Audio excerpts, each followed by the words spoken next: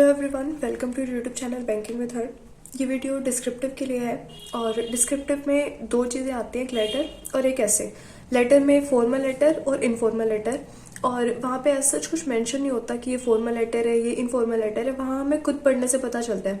तो formal letter कौन से होंगे? जो किसी ब्रांच के मैनेजर को लिखे गए, या फिर किसी बैंक मैनेजर को लिखे हैं, या न्यूज़पेपर के एडिटर को लिखे हैं। जनरली यही टाइप आते हैं। या फिर किसी पुलिसमैन को लिखा, किसी डिपार्टमेंट को लिखा, म्यूनिसिपैलिटी को लिखा, ये सब फॉर्मल लेटर है। इनफॉर्मल लेटर वो जो हम किसी रिलेटिव को लिख रहे हैं, किसी फ्रेंड को लिख रहे हैं। और इनके फॉर्मेट अलग अलग होते हैं, लेटर फॉर्मल के और इनफॉर्मल के। और जो मेजर चांसेस होते हैं मार्क्स डिडक्शन के, वो इनके फॉर्मेट की गलती की वजह से होते हैं। ठीक है, तो इनके फॉर्मेट में यहाँ पे डिस्कस करूंगी डिटेल में, तो सैंपल के साथ वहां से आपको आइडिया लग जाएगा। स्टिल आपको कोई डाउट है, कोई क्वेरी हो, तो आप वो मुझे कमेंट सेक्शन में बता देना। सबसे पहले मैं एडिटर का लेटर आपको दिखा रही हूँ कि एक एडिटर को कैसे लिखना है। इसमें एक सेकेंड, एडिटर के लिए है ये लेटर। आपकी लोकेलिटी में नॉइस पोल्यूशन ज्यादा है और उसके रिगार्डिंग आपको लिखना है न्यूज़पेपर को। इसमें ना दो तीन चीजें मेंशन हो सकती हैं, मतलब इतना छोटी सी लाइन में वो नहीं लिखते। कई बार होता है कि आपका एड्रेस उन्होंने मेंशन कर दिया, that you are XYZ of this locality, living in this locality, and write a letter regarding the significant increase in the noise pollution in your locality to the editor of the Hindustan Times। ठीक है, अब इसमें इन्होंने क्या किया कि आपका address mention कर दिया, आपका नाम मेंशन कर दिया, किस न्यूज़पेपर के एडिटर को लिखना है वो मेंशन कर दिया, और टॉपिक बता दिया कि नॉइस पोल्यूशन है। इस टाइप का क्वेश्चन आ सकता है। या फिर कई बार होगा कि आपका एड्रेस उन्होंने नहीं बताया, न्यूज़पेपर का बता दिया कि इस न्यूज़पेपर के एडिटर को लिखना है। तो उस केस में आप क्या करोगे कि सेंडर एड्रेस कुछ भी लिख सकते हो। फॉर्मेट में क्या आता है फॉर्मल लेटर्स में? सबसे पहले सेंडर एड्रेस, जो लेटर लिख के भेज रहा है। जैसे इस केस में हम भेज रहे हैं तो हमें हमारा एड्रेस यहाँ पे लिखना है, ये एड्रेस लिख दिया। उसके बाद लिखने होती है डेट, ये डेट है। और उसके बाद लिखना होता है रिसीवर एड्रेस। रिसीवर कौन होगा? जो न्यूज़पेपर का एडिटर होगा वो। और यहाँ पे फिर आएगा सब्जेक्ट, और फिर सैल्यूटेशन, ये सैल्यूटेशन है, इसमें कोमा लगाना है लास्ट में। ये होती है मेन बॉडी पूरी, इसमें 2 से 3 पैराग्राफ बनते हैं, और लास्ट में ये your sincerely, your truly, your obediently, ये सब लिखते हैं। ठीक है, मेन चीजें क्या है कि कोमा कहीं नहीं लगाना, ना सेंडर एड्रेस में लगाओ, ना डेट में, ना इसमें रिसीवर एड्रेस में, कहीं मत लगाओ। लेकिन जो सैल्यूटेशन है उसके बाद कोमा लगाना है यहाँ पे। और जो सब्जेक्ट है ना, वो जितना छोटा हो सके उतना छोटा लिखना है। और दूसरी चीज की सब्जेक्ट के लास्ट में फुल स्टॉप लगाना है, यहाँ पे फुल स्टॉप आएगा। ठीक है, और यहाँ पे कोमा नहीं लगेगा। डेट के लिए आप डेट का फॉर्मेट इस तरीके से लिख सकते हो, बट ट्राई करना कि यहाँ पे जो मंथ लिखो ना वो पूरा लिखो, उसकी स्पेलिंग पूरी लिखना, और कोमा लिखना नहीं है। डेट ऐसे लिख सकते हो, या फिर नवंबर 14, 2022, वो आप पे डिपेंड करता है। लेकिन उस तरीके से नहीं लिखने कि हम यहाँ पे पहले डेट बता रहे हैं फिर मंथ लिख रहे हैं। जैसे कि नवंबर है, 11th मंथ है ना, तो 11 लिख दिया, 14 फिर वो /11 2022, इस तरीके से नहीं लिखना है। आपको मंथ का नाम लिखना है यहाँ पे। ठीक है, और the editor, to the editor नहीं लिखना, टू नहीं लिखते हैं। और पिन कोड लिखना नेसेसरी नहीं होता, बट इसलिए लिखते हैं कि ठीक है थोड़ा वर्ड काउंट हो जाए, क्योंकि कई बार ना लेटर ऐसा होता है कि उसके बॉडी का कंटेंट माइंड में नहीं होता, तो हम ज्यादा से ज्यादा वर्ड्स कवर करते हैं एड्रेस में, चाहे वो सेंडर एड्रेस में कवर करें या फिर रिसीवर एड्रेस में कवर करें। और एक चीज और कि आप ना कोई भी एक सेंडर एड्रेस घर से याद करके जाओ, क्योंकि वहां पे इतना टाइम नहीं मिलता कि कुछ सोच सको, और कई बार गिवन भी नहीं होता क्वेश्चन में कि क्या लिखना है, तो खुद की साइड से लिखना पड़ेगा। और इसके बाद अगर लेटर की बॉडी की बात करें तो इसमें 3 पार्ट बनाने हैं। पहला इंट्रोडक्टरी पार्ट, दूसरा मेन जिसमें डिटेल लिखी हो, और लास्ट में ये जो 1-2 लाइन हम लिखते हैं ये। ठीक है, अब इंट्रोडक्शन में आप क्या लिख सकते हो, ये ना 1-2 लाइन फिक्स होती है एडिटोरियल के लेटर में, एडिटर को जो हम लिखते हैं उस लेटर में, कि जैसे let me voice my concern on the rise of noise pollution in the city through the columns of your esteem newspaper, या फिर ऐसे लिख सकते हो through the columns of your esteem newspaper. इससे स्टार्टिंग की जा सकती है। ठीक है, और भी कुछ होती है लाइनें, वो मैं आपको टेलीग्राम पे सेंड कर दूंगी, आप वहां से देख लेना। और मेन बॉडी में क्या लिखना है, यहाँ पे आपको डिटेल बतानी है कि क्या इशू है आपको, और उसके रिगार्डिंग थोड़ी डिटेल लिख देना।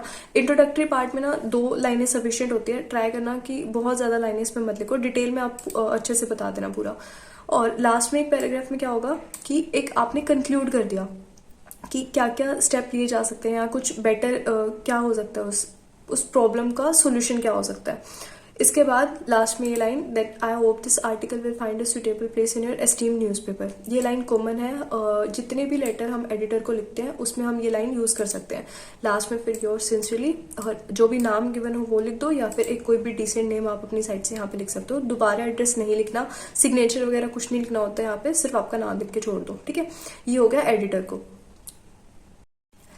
सेकंड लेटर है कि किसी बैंक मैनेजर को लिखा, आपका एटीएम कार्ड गुम हो गया था और आपको नया इशू करवाना है, उसके रिगार्डिंग ये लेटर है। और इसमें आपने सबसे पहले, फॉर्मल लेटर है तो सबसे पहले आएगा सेंडर एड्रेस, फिर डेट, फिर आएगा रिसीवर्स एड्रेस, ये पूरा यहाँ तक का, फिर सब्जेक्ट, फिर salutation, sir, respected sir, ma'am, madam, कुछ भी लिख सकते हो। मैम नहीं लिखते, मैडम लिखते हैं, MADAM, मैडम, ठीक है।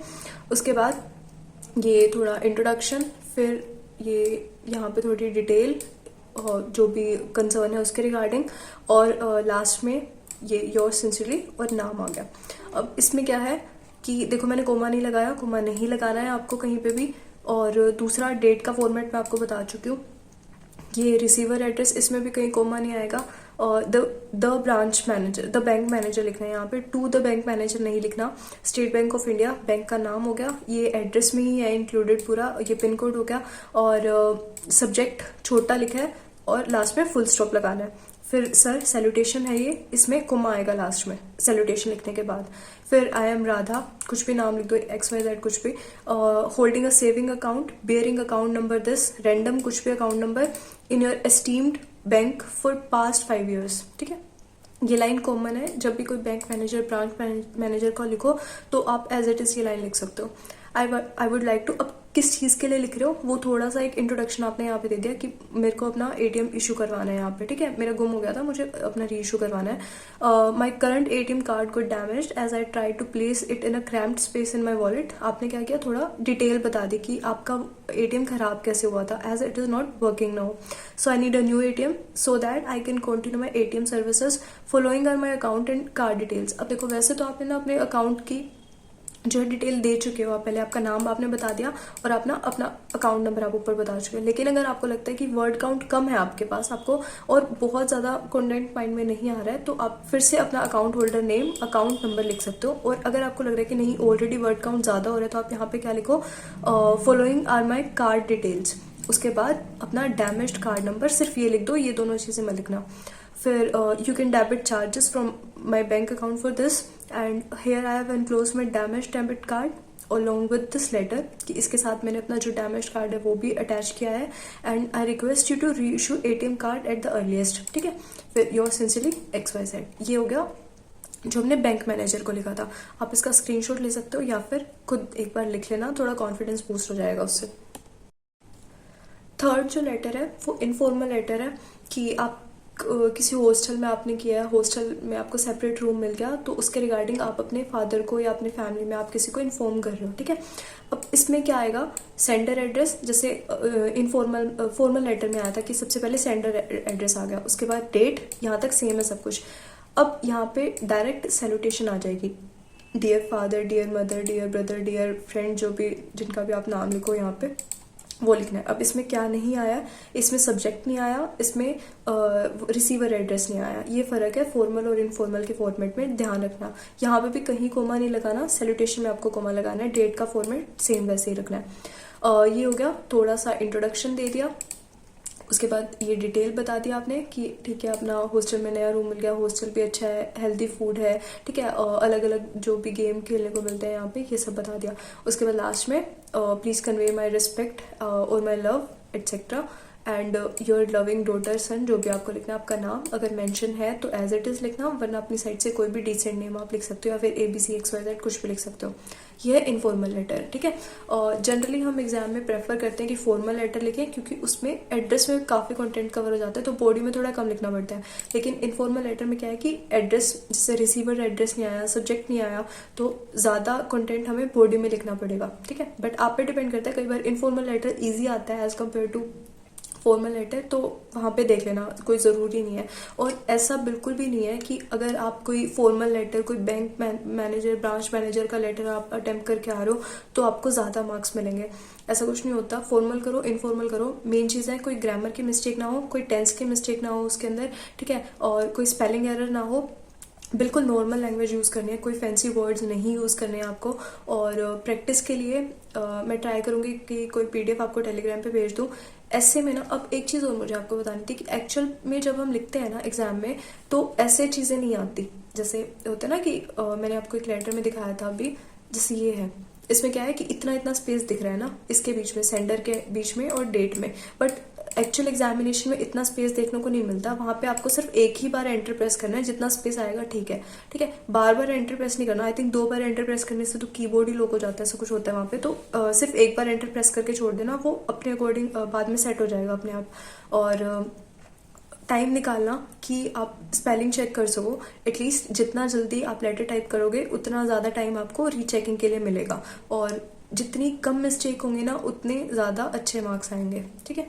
तो ये कंप्लीट हो गया लेटर का। और ऐसे में आपको 2-3 चीज़ें क्या ध्यान रखनी है। देखो, जब भी ऐसे लिखो ना तो स्टार्टिंग में आपको हेडिंग नहीं लिखनी है किसी भी ऐसे में।